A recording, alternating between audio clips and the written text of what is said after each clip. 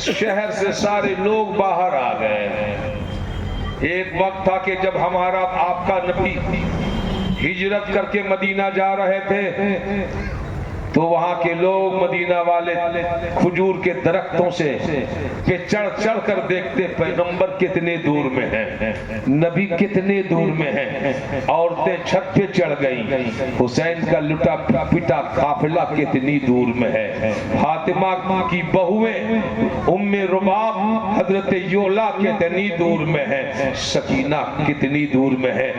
औरतें छतों पे चढ़ के देख रही हैं, मर्द शहरों से बाहर निकल गए हैं और जनाब अली इस्तिकबाल में मरहबा मरहबा अहलन व सहलन या हुसैन, मरहबा अहलन व सहलन या शहीदाने करबला, मरहबा मरहबा या हुसैन, मरहबा कहते रहे। आओ आओ आना मुबारक हो, आओ हम आपका इस्तिकबाल करते हैं, आओ हम आपका इस्तिकबाल करते हैं। अब उस वक्त का मंजर मैं नहीं बता सकता कि औरतें किस कदर दहाड़ रही थी, रो रही थी, मर्द किस तरह पछाड़े खा रहे थे, बच्चे तक जनाब आंखों में आंसू लेकर अपने आने वाले कटे हुए काफिले का सर की जियारत करने के लिए बेताब माहिए बेआब की तरह नजर आ रहे थे।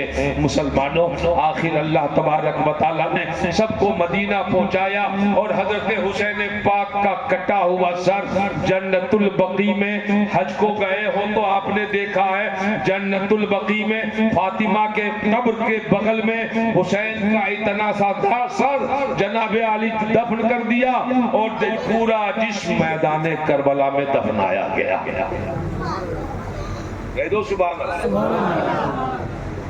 ये हुसैन जो कटने के बाद भी इस्लाम बांटते रहे। और आपको बताऊं, पादरी ही मुसलमान नहीं हुआ। जब सुबह हुई तो लगता था जैसे जंगल की आग की तरह ये खबर पूरे इलाके में फैल गई। अब जूक दर जूक दल बना बना कर, दल बदल बना कर, जमात दर जमात सारे ईसाई आते रहे और सब कलमा पढ़ पढ़ कर मुसलमान होते रहे। लोग कहते थे ईसाई पादरी को, मेरे पप जब ईसाइयत पर थे तो हम आपके साथ थे और जब हम इस्लाम कबूल कर चुके हैं तो आपके साथ हैं। हम कल भी आपके साथ थे, आज भी आपके साथ। इलाका का इलाका मुसलमान हो गया। डॉक्टर जौहर ने यही वाकया पढ़ा था, तब कहा था कत्ले हुसैन असल में मर्गे यजीद है। इस्लाम जिंदा होता है हर करबला के बाद। यजीद का नाम लेने वाला नहीं, यजीद पर थूकने वाला कोई नजर नहीं आ रहा था और हुसैन का जय जयकार हो रहा था, हुसैन का जनाब अली चर्चा हो रहा था, हुसैन की बड़ाई हो रही थी, हुसैन का नाम हो रहा था। आज भी हुसैन का नाम वैसा ही हो रहा था, हो रहा है जैसे करबला के मैदान में हो रहा था। न कल नामे हुसैन मिटा है, न आज नामे हुसैन मिटा है, न कयामत तक नामे हुसैन मिटेगा। लेकिन यजीदियों के हालात जानेंगे आप? बता दूं कि यजीद कैसे मर गया?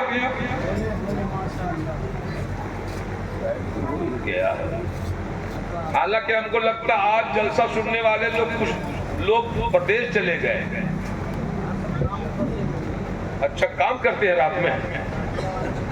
अच्छा फंसे हुए रहते हैं। चलिए ठीक है, जिनका मुकद्दर जो भी है कर लीजिए, कह लीजिए पूरा मजमा सुभान अल्लाह। अभी कुछ ज्यादा ना गुजरा था, शहादत हुसैन के बाद कुछ ज्यादा अय्याम ना गुजरे थे कि यजीद बीमार हो गया, जिसको आज की तरक्की में कैंसर कहते हैं। आज की तरक्की में जिसे आप कैंसर कहते हैं, ऐसी बीमारी हो गई थी। मैं पूरी तारीख करबला की बता रहा हूं, निजी कोई दुश्मनी यजीद से नहीं है, याद रखना। हुसैन का दुश्मन है इसलिए हमारा दुश्मन है, वरना हमारा खेत थोड़े जोता है उसने। हुसैन को सताया है इसलिए हम उसके खिलाफ बोलते हैं। बोलो तुम भी बोलोगे कि नहीं? हाथ उठा के बता दो। सुभान अल्लाह। कुछ ही दिनों के बाद बीमार हो गया, अतड़ियां कट कर बाहर आती थी।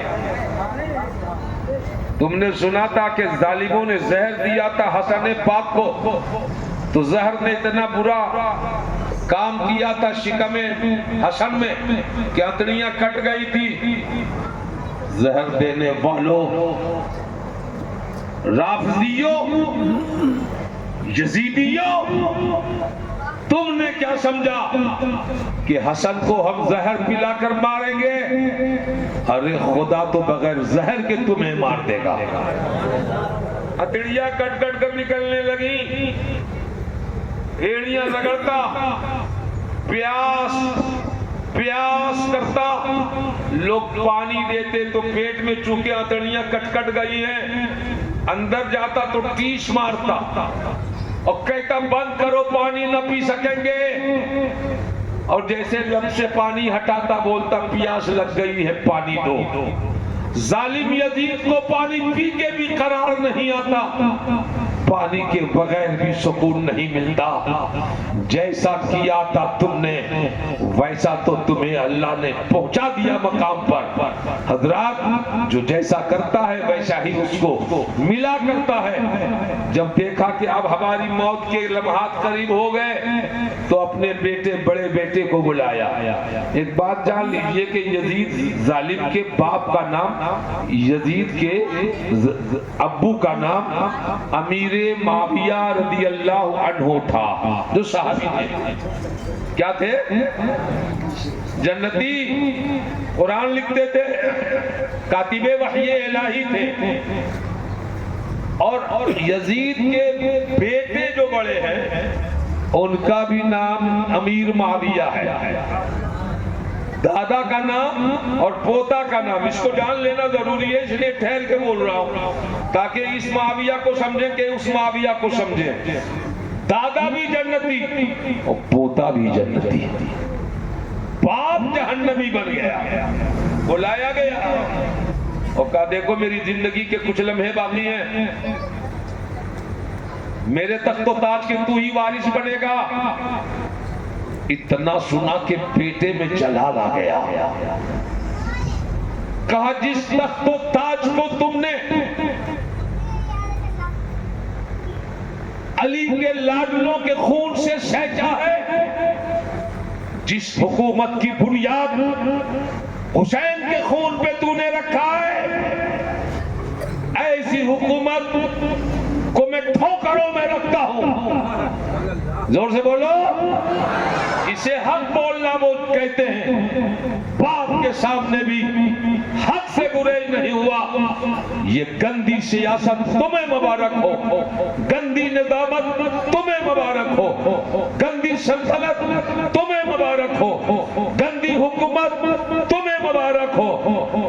बाप मर गए यजीद, उनके फर्जंद ने तख्ते शाही को यूं कह के ठुकरा दिया कि जिस पे लुटा गया हो अली का चमन, वो मुझे बादशाह नहीं चाहिए। है कोई बेटा ऐसा बोलने वाला? है कोई? अगर कोई बोलने वाला है तो बीच से अली की मोहब्बत में खड़े होकर कोई नारा लगा ताकि समझे कि तुम हक बोल सकता है।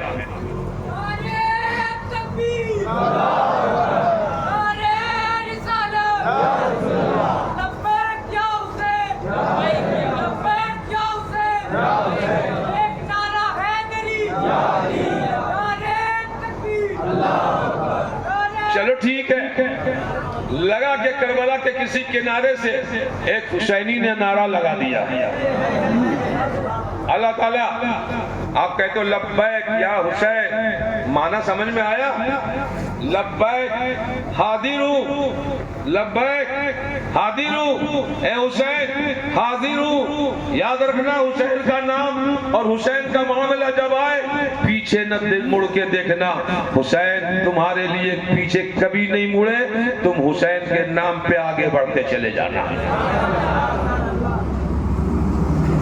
मर गया यजीद। 3 रिवायतें हैं मगर एक ही रिवायत बताऊं। शराब तो पीता ही था। एक और सुन लो, औरतें रोज बदलता था जालिम। एक दिन घोड़े पे बिठाया और जिसकी बारी थी उसे भी लिया। औरतें तंग आ चुकी थी उस जालिम बेहुदा इंसान से। शराब के धुत में पीछे बैठने वाली ने लगाम जंगल की तरफ घुमा दिया। घोड़ा जंगल की तरफ भागता गया और जब तक जंगल पहुंचा नशे में चूर हो गया, मखमूर हो गया, होश से बेगाना हुआ।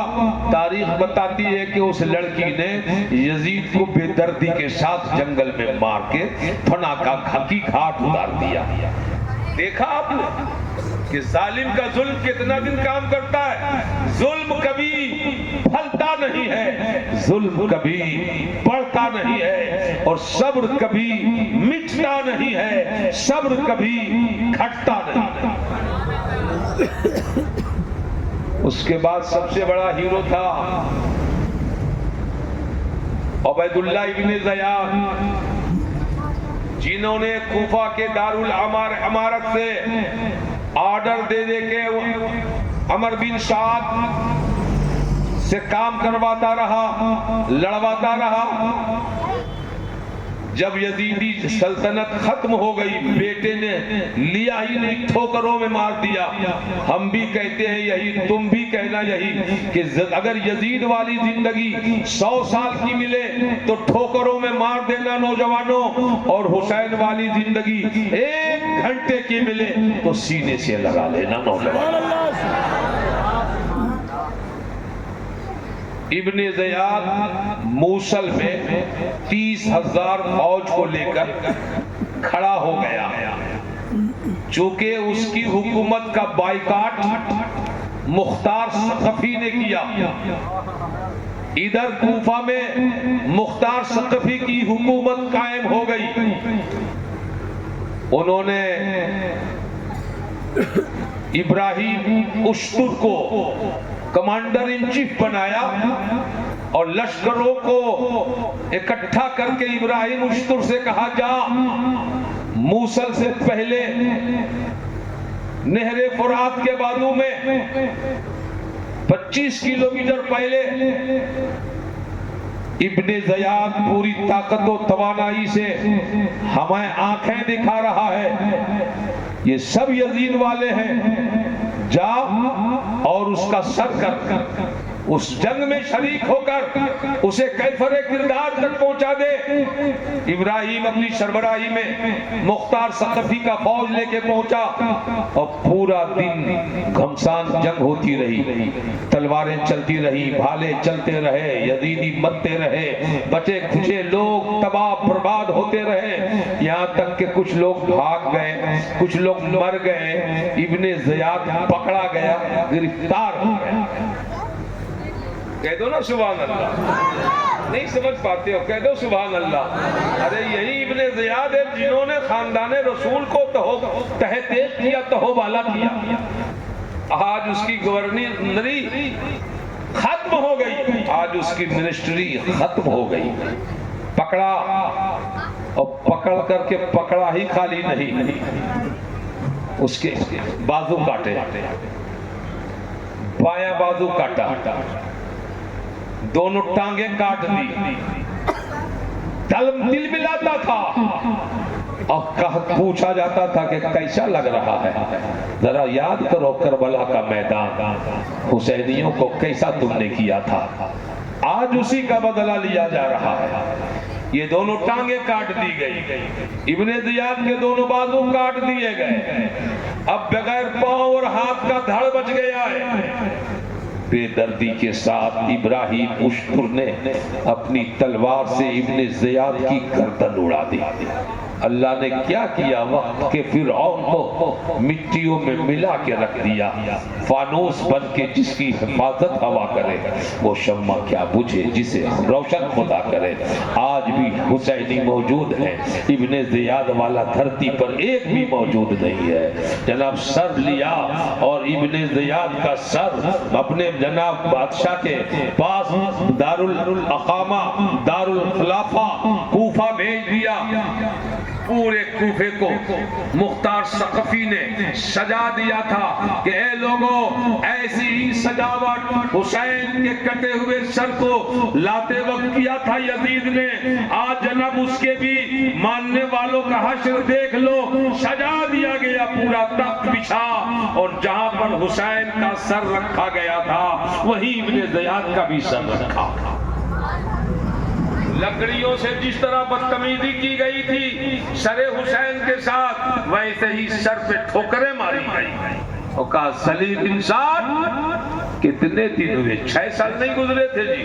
67 हिजरी में मुख्तार सकफी की हुकूमत कायम हो गई थी, 6 साल न गुजरने पाए थे कि यजीदी कैफर किरदार तक पहुंचते चले आए। तारीख बताती है, तिरमिजी शरीफ की हदीस है, पढ़ने का वक्त नहीं है वरना मैं मतन भी आपको पढ़ के बताता अल्हम्दुलिल्लाह, लेकिन वक्त नहीं है। जनाब तारीख करबला भी बताती है, हदीस पाक भी तिरमिजी की बताती है कि एक अचानक एक बहुत ही खतरनाक किस्म का सांप आया, मुंह से घुसा, नाक से निकल गया, इससे घुसा, इससे निकल गया, 3 मर्तबा आया गया, आया गया, पता नहीं निगाहों से ओझल हो गया। आते हुए सबको सबने देखा, जाते हुए किसी ने ही नहीं देखा। आपने क्या समझा? करे अल्लाह की तरफ से ये अज़ाब था जो जनाब कटने के बाद ही शुरू हो गया था। ए लोगों, हुसैन के मानने वालों, अगर तुम चाहते हो कि हमारी आखिरत बने तो जब तक जिंदगी मिले हुसैन की मोहब्बत अपने अंदर रखो। हज़रात, एक और बहुत बड़ा गुरु घंटाल जालिम था जिसका नाम अमर बिन साद। इसको यजीद ने कहा था अगर करबला में तुम जीत के आओगे तो मुल्क के राय की हुकूमत दे दी जाएगी, वहां का तुम्हें मिनिस्टर बना दिया जाएगा। आज भी देखते हो, एक मियाँ जी किसी कुर्सी पर बैठ गए और उसके बाद उसे कोई लोभ लालच मिल गया तो वह उसी का सुरमन मिलाने लगते हैं, फिर कहाँ वो अपनी बात करते, वो उसी में हो जाते हैं। मैं किसी का नाम लेना नहीं चाहते, लेकिन आपने सबका नाम जान रखा होगा, आप तो अच्छा नाम जानते हैं। अब्बास नकवी हम क्यों बोलेंगे कि जनाब मुसलमान है मगर हमारी बात नहीं करता? हम क्यों बोलेंगे शहनवाज के बारे में कि मुसलमान है, बातें हमारी नहीं करता? आप लोग जानते हैं, हम तो नाम भी नहीं जानते हैं। आप लोगों को मालूम है कि कभी मिनिस्ट्री मिल गई तो जनाब आली मुसलमानों का हक बोलने से गुरेज कर लगने लगे, बाप दादा जो बोलते हैं वही बोली बोलने लगे। मगर याद रखना, हुसैन वाला कुर्सियों में अपनी बोलियां नहीं बदलता है। तख्त पर हो तब भी, ताज पर हो तब भी, अर्श पर हो तब भी, फर्श पर हो तब भी, अमीरी में हो तब भी, गरीबी में हो तब भी, तवंगरी में हो तब भी और जनाब फकीरी में हो तब भी हुसैन हुसैन हुसैन ही बोला करता है। अब लगता है मजमा पूरा पूरा होने लगा है? अरे कुरान तो समझे में ही नहीं आता लोगों को। रामायण पढ़ो फरमाइश है तो क्या करूं, मैं पढ़ ही दूंगा, मगर कसम खुदा की हुसैन की तरफ से आंखें चिपकाने की भी ख्वाहिश नहीं हो रही है। मुझे तो लगता है कि हुसैन आंखों के सामने आ गए। तुम क्या जानो, कलेजा ऐसे कोई फाड़ देता है क्या? पसीना ऐसे ही कोई निकालता है क्या? हुसैन हमारी निगाहों में है, दिल में है। आप जब चाहो थोड़ी सी गर्दन झुका लो, हुसैन तुम्हारे दिल में मुस्कुराते नजर आएंगे। दिल के आईने में है तस्वीर यार, जब जरा गर्दन झुकाई देख ली। आंख पैदा करो कि तुम्हें कुछ दिखने लगे। बहर सूरत अमर बिन साद जिसने मैदान करबला में सबसे पहले तीर चलाया था, आपको बयान याद है तो याद होना चाहिए, और कहा था कि गवाह रहना एक मैदान करबला में यजीदी फौजियों के सबसे पहले हुसैन के ऊपर तीर मैंने चलाया है। माज़अल्लाह थुम्मा माज़अल्लाह, 100 बार माज़अल्लाह, ला हौला वला कुव्वता इल्ला बिल्लाह फिल अलीय्यिल अज़ीम। हुसैन पे तीर चला के फख्र कर रहा था। मुख्तार सकफी ने कहा अमर बिन साद को तलाश करो, ये भागे फिरता था बुज़दिल, कल बाप के नाम पर दौड़कर तीर चला रहा था, आज दादा आ गया है सामने तो भाग रहा है कुत्ते की तरह, बिल्ली की तरह छुपता जा रहा है, छुपता जा रहा है। मगर जनाब तलाश करने वाले जब तलाश करने पे आ जाए तो मुतलाशियों को खुदा मिल जाता है, ये इंसान जालिम क्यों नहीं मिलता। जनाब मुख्तार सकफी के फौजियों ने पकड़ लिया अमर बिन साद को, घसीटते हुए जुल्फों को पकड़कर इब्ने साद के सामने लाके खड़ा कर दिया और कहा अच्छा तुम ही इब्ने साद हो? कहा हाँ हुजूर हम ही इब्ने साद हैं। कहा तुम ही हो जो सबसे पहले तीर चलाया था? कहा गलती हो गई थी, हम ही ने चलाया था, हम मजबूर थे सरकार, हम बहुत मजबूर थे, हम तो पेशावर है ना, हम तो मिलिट्री मैन है ना, हम तो कमांडर थे उसके ना, जो ऊपर से आदेश आता था हम उसी का पालन करते थे। कहा लड़ाई शुरू कर दो तो हमने कर दिया, हमें तो मोहब्बत थी हुसैन से। तो जनाब मुख्तार सकफी ने कहा ज्यादा सूफी बनने की कोशिश मत करो। क्या कहा? ज्यादा सूफी बनने की कोशिश मत करो, तुम्हारी नंगी नाच करबला में देखी जा चुकी है। सूफी मत बनो। अगर तुम्हें इब्ने ज़ियाद हुक्म दे देता कि ऐ अमर बिन साद तुम अपने नौजवान बेटा जो तुम्हारा हफ्स है उसको मार दो तीर और गला काट दो, तो बोलो तुम ऐसा करते? तो जवाब दिया कि हुजूर नहीं करते, वो मेरा बेटा ना है। तो कहा शर्म से मर जाओ पानी के बगैर कि तुम अपने बेटे को बेटा कह के मारना नहीं चाहते और हुसैन के बेटों को तुमने बेदर्दी से मार दिया है, पानी भी नहीं दिया है। इशारा किया, एक तलवार उठी और इब्न अमर बिन साद की गर्दन जमीन पे जनाब फुटबॉल की तरह घूमने लगा और जिस्म जनाब बेलासर मुर्गे बिस्मिल की तरह फड़फड़ाता नजर आने लगा, माहिए पेआब की तरह उछलने लगा। थोड़ी देर तड़पता रहा, ठंडा पड़ गया। बेस मालूम हुआ कि अमर बिन साद का बेटा हफ्स नाम का वो भी पकड़ा गया। कहां जाओगे यार, हुकूमत से बच के कहां जाओगे? जाएगा कोई? पकड़ा गया। कहा तू भी बाप का साथ था ना? कहा हाँ, लेकिन मैंने कभी हुसैन की तरफ तीर नहीं मारा। कहा जालिम देखने वालों ने तुम्हें भी देखा है कि बाप की हिमायत में तूने हुसैन के खीमे की तरफ घोड़े दौड़ाए और जन्म तलवारें चमकाई और तीर फेंका। अब तू खैर मना अपनी, जैसे तुम्हारा बाप खाको खून में तड़प के ठंडा पड़ गया ऐसे ही अब तुम्हारा हश्र होगा। हल्का सा इशारा हुआ, उसकी भी गर्दन मार दी गई और दोनों बाप बेटों की लाश को कुत्तों और बिल्लियों को खाने के लिए छोड़ दिया गया। आपने नबी के घर वालों को कफन दफन न किया तो करबला के बाजू में रहने वाली आबादियों ने उसे तो दफना दिया था, लेकिन तुम्हारी लाशें बेजनाब अली कफन और दफन धूप की शिद्दतों में ऐसी हो गई, मक्खियां भिन्नाती रही, कीड़े पड़ते रहे और कुत्ते आके नोचते रहे, हड्डियां इधर से उधर लेकर दौड़ते रहे। ए लोगों, पता क्या चला कि यजीदी भी कुछ ज्यादा दिनों तक आराम की नींद नहीं सो सका, आराम का खाना नहीं खा सका, सुकून का पानी नहीं पी सका। अरे कैसे होता? और हश्र के अजाब और कब्र के अजाब से पहले अल्लाह ने यजीदियों को दुनिया ही में अजाब में डाल दिया। ऐसे ही हश्र हुआ, हुली का, खूनी का, खूली का, सब चुन चुन के मारे गए और आपको बता दूं तारीख, कितने मारे गए? हमारे हुसैन 72 मारे गए। अब मारे गए सिर्फ ये समझाने के लिए, वरना कहो अल्लाह के प्यारे हुए, शहीद हुए। कुछ बातें समझाने के लिए कह दी जाती हैं, वरना कुरान कहता है वला तक़ूलू लिमन युक़्तलू फी सबीलिल्लाहि अमवात बल अहयाउ इंदा रब्बिहिम बल अहयाउ वलाकिन ला तशऊरून। मुशाबहत है 2 से 4 में, कह दो सुभान अल्लाह।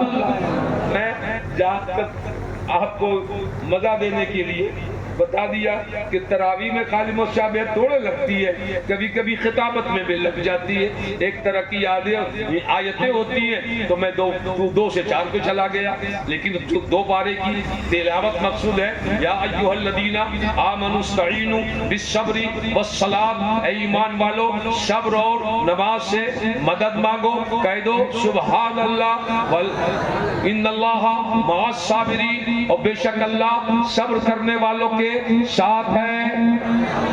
वला तक़ूलू लिमन युक़्तलू, वला तक़ूलू, जो मारे गए, कत्ल किए गए, उसे मुर्दा न कहो। वला तक़ूलू लिमन युक़्तलू, जो कट गए उसे मुर्दा न कहो। क्या कहेंगे? जो कट जाता है वही तो मुर्दा होता है। जिसके लहू निकाल दिए जाते हैं जिस्म के पूरे पूरे, वही तो मुर्दा होता है। जिसका धड़ जिस्म से जुदा होता है वही तो मुर्दा होता है। लेकिन खुदा कहता है वला तक़ूलू लिमन युक़्तलू फी सबीलिल्लाह। अरे सुनो, जो अपने नफ्स के लिए मरता है वो मुर्दा कहलाता है। जो अपने खानदान के लिए मरता है वो मुर्दा कहलाता है। वो अपने अहलो अयाल के लिए मरता है वो मुर्दा कहलाता है। जो अपने घर बार के लिए मरता है वो मुर्दा कहलाता है। मगर जो फी सबीलिल्लाह, जो अल्लाह के लिए मर जाता है उसे मुर्दा ना कहना। वला तक़ूलू लिमन युक़्तलू फी सबीलिल्लाहि अमवात, ऐसे मरने वालों को मुर्दा तो सोचना भी नहीं। वला तक़ूलू लिमन युक़्तलू फी सबीलिल्लाहि अमवात बल अहयाउन, बल्कि वो जिंदा है, लेकिन उसकी जिंदगी का तुम्हें वलाकिन ला तशऊरून, उसकी जिंदगी का तुम्हें शऊर नहीं है। कुछ लोग हैं जिंदा हैं मगर मुर्दा कहलाते हैं। कुछ लोग हैं चलते फिरते हैं मगर मुर्दा कहलाते हैं। कुछ लोग हैं खाते पीते हैं मगर मुर्दा कहलाते हैं। कुछ लोग हैं जो सुनते हैं मगर बहरा कहलाते हैं। कुछ लोग हैं जो देखते हैं मगर अंधा कहलाते हैं। कुछ लोग हैं बोलते हैं मगर गूंगा कहलाते हैं। मगर जो अल्लाह की राह में मार दिए जाते हैं, जनाब आली तुम उसकी बोली सुनो कि ना सुनो, वो तेरी बोलियां सुना करते हैं। तुम उसे देखा करो कि ना करो, वो तुम्हें देख लिया करते हैं। तुम जनाब आली उसे समझो कि ना समझो, वो तुम्हें समझ लिया करते हैं। तुम उसे पहचानो कि ना पहचानो, वो तो तुम्हें पहचान लिया करते हैं। इसलिए मैं कब्रिस्तान में जब मुर्दा दफनाया जाता है, और जनाब जब आप कब्रिस्तान जाते हो तो हुक्म है कि कब्रिस्तान जाओ तो अस्सलामु अलैका या अहलल कबूर कह लेना, ताकि मुर्दा को सलाम करोगे ना तो वो तुम्हें जवाब दे देगा। तो कब्रिस्तानों में पापी मरने वाले, पाप करके जाने वाले मुर्दे अगर आपसे सलाम कर दे वो आपका जवाब दे देता है, यानी आपका सलाम सुन लेता है। तुम हुसैन को सलाम करोगे तो हुसैन करबला से नहीं, अरे आके चाहेंगे तो साथ रह के सुन लेंगे। यहाँ आके भी सुन सकते हैं और वहां रह के भी सुन सकते हैं। रू रा कुर्बो बईद यकसा, रू रा कुर्बो बईद, रू के लिए दूर और नजदीक दोनों बराबर है। बोलो ना है कि नहीं? बोलो ना है कि नहीं? आप जो सुन रहे हो या जो मैं सुना रहा हूं उसको वहां तक पहुंचने में देर लगती है क्या? अब तो नहीं। जो लोग लड़ते हैं उसको भी अब नहीं लड़ना चाहिए। एक जलसे से मैं कल गुजर रहा था, मेरे साथ सीट पे जो बैठा था मेरा मुखालिफ ग्रुप का था, समझ गए।